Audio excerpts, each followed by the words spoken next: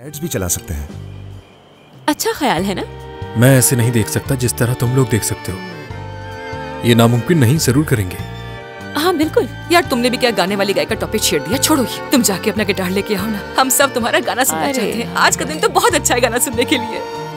अरे मेरा भी बिल्कुल भी दिल नहीं चाह रहा गाना गाने का। जल्दी गाना सुनना है। चलो चलो चलो। चलो ठीक है, सुनाती हूँ। मुझे भी अब जोश आ गया, तो मैं सुबह तक आप सबको गाने सुनाती रहूंगी। ठीक है, तो फिर आज रात खूब मजे करेंगे।